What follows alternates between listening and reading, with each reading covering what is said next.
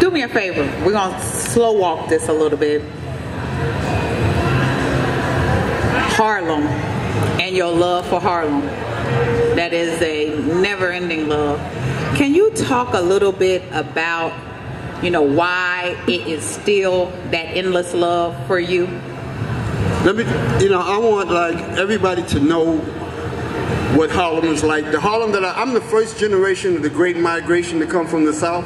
Harlem is comprised of all the strongest people of color that came from the South at the turn of the century who wasn't going to put up with what was going on down South. And I look at Harlem like this here, right? My father was born in 1898. That's 33 years after the Emancipation Proclamation, right? When you think about Harlem and you think about the fact that we got snatched out of Africa, we had to make that journey across the ocean, we had to go through the plantation road, and then we had to put up with the Jim Crow and racism, and then the strongest folks from the South, they all migrated and came up to Harlem. And the ones that didn't go back, those were the strongest of the strong. And that's what my father was like. My father only went to the 3rd grade. When I was growing up in Harlem, Harlem was like a village. Now it's a community now because of gentrification, but Harlem was like a village then. We swam in the Harlem River. You know, they still, you wouldn't even believe it, they still had, the Iceman still came around with the horse and buggy with the ice. You know, that's the Harlem that I grew up in. We had poor Italians, poor Greeks, poor Irish, poor Puerto Ricans, and a whole lot of poor us.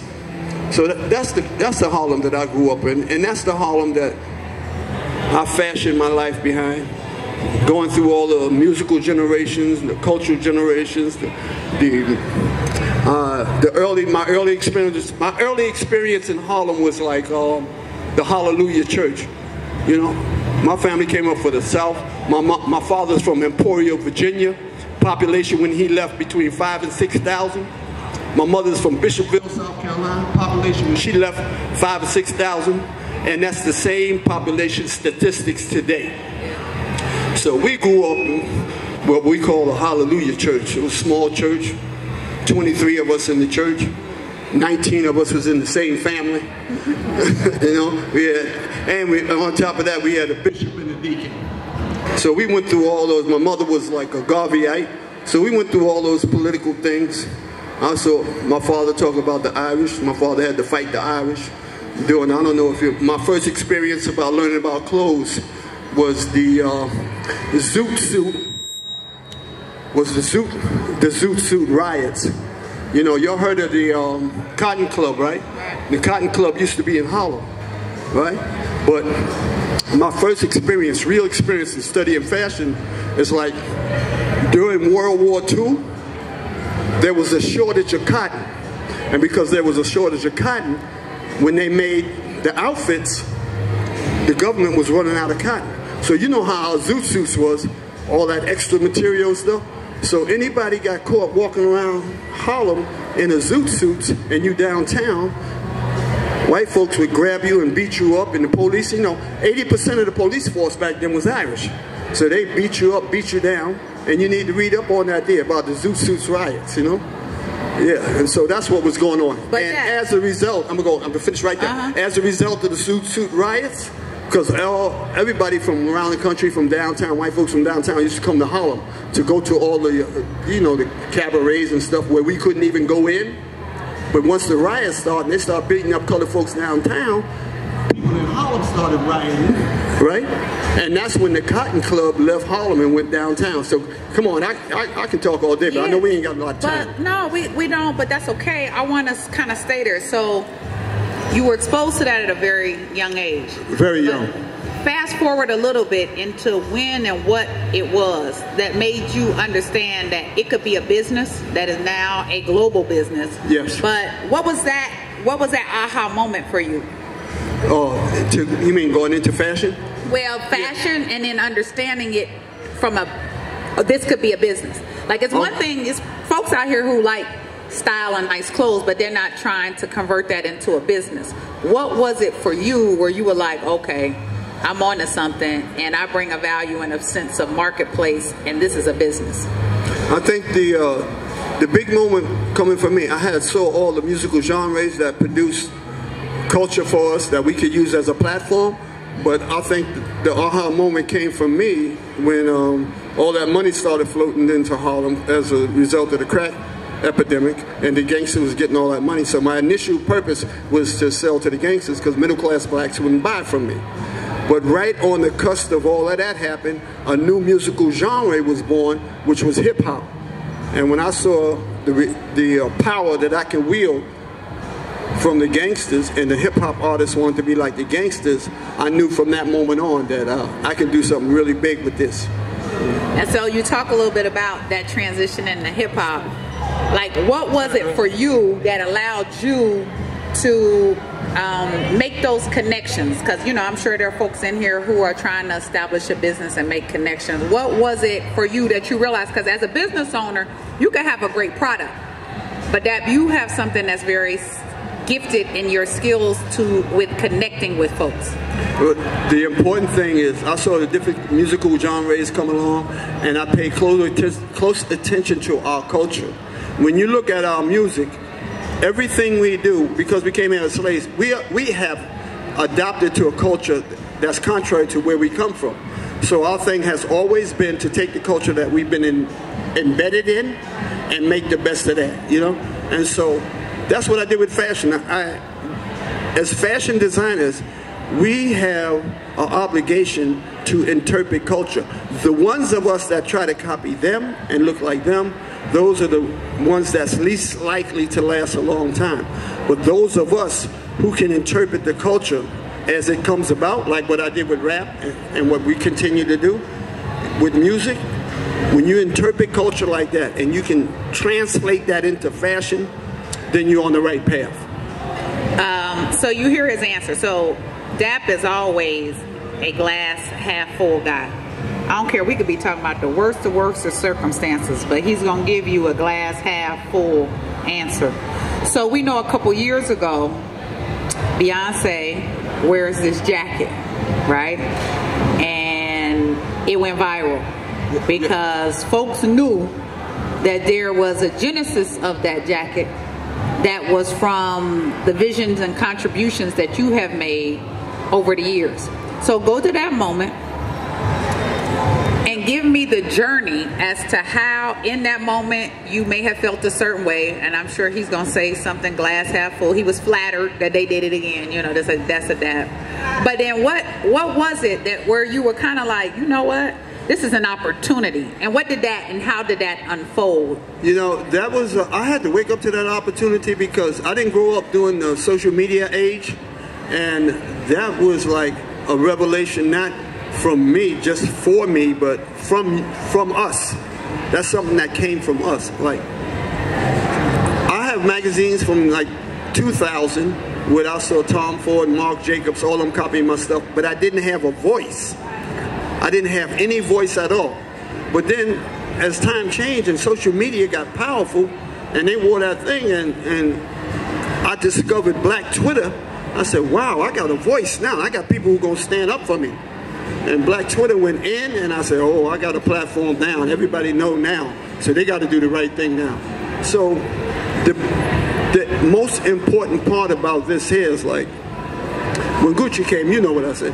When Gucci came to me, right? You have to remember now, I went through these periods where we had like really confrontational episodes with them other folks. So I didn't really trust nothing. And I went to all black schools, born and raised in Harlem, never left Harlem. My whole experience was black. But I raised my son. I told my son, I put my son in white schools. I said, you go to white school so you can see what they're learning. Everything else I'll teach you. So when my son got of age, he said like, Dad, you know, they had all kind of people trying to get in touch with me.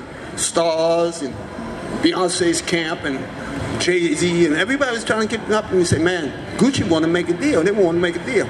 But I don't trust nothing because my father didn't trust nothing. My mother didn't trust nothing. I saw something. They saw something. They hurt. And every day, there's never been a day in my life that I didn't hear one story about something happened to us because of them, you know? So I wasn't open for that in the beginning, but my son said, Dad, they serious. So I said, if they serious, tell them I said, come to Harlem, come to our brownstone in Harlem. And they came. I said, I don't want no collaboration, I want a partnership. And they gave me a partnership.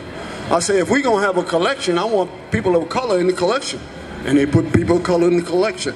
I said, okay, they're going to do all that there, but how about them? Who are they? And then I did the research on Marco Bazzari, the head of the company. I did the research on Alexandra. And I come to find out, like, these ain't the white boys that I knew. Yeah. These ain't, you know what I mean? They understand this is a business deal. They ain't trying to give nothing away. They understand the bottom line of what we represent. So remember now, I'm talking about hip-hop. And I'm talking about now we have a global presence. And they understand the significance of the present. So when I did my homework, I said, well, what is this? What is this so necessary that they need us, right? Because I do my mathematics now, and we only 3 to 5% of their bottom line of all these luxury brands. So we must be important in some other way. And that importance lies in our ability, because of our culture, to influence the world. Yes.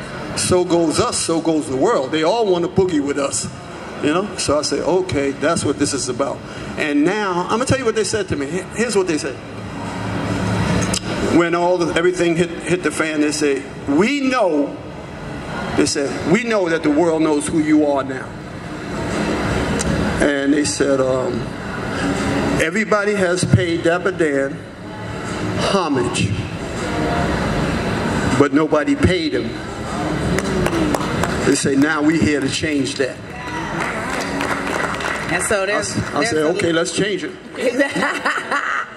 There's nothing wrong with doing the right thing in the best interest of others and making some money. You mentioned Marco, who I adore, and you're in this honeymoon courtship, marriage, I should say, with Gucci.